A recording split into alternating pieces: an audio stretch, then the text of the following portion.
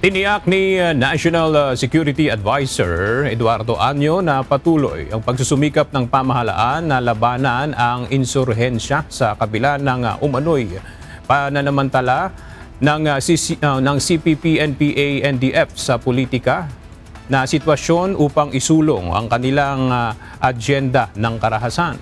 Ayon kay Año, dismayado siya sa mga hakbang ng mga komunista na subukang pahinain ang demokratikong gobyerno ng Pilipinas. Binigyan din niya na mahalaga ang pagkakaisa ng bawat Pilipino upang mapanatili ang mga tagumpay sa pagsusulong ng kapayapaan at kaunlaran.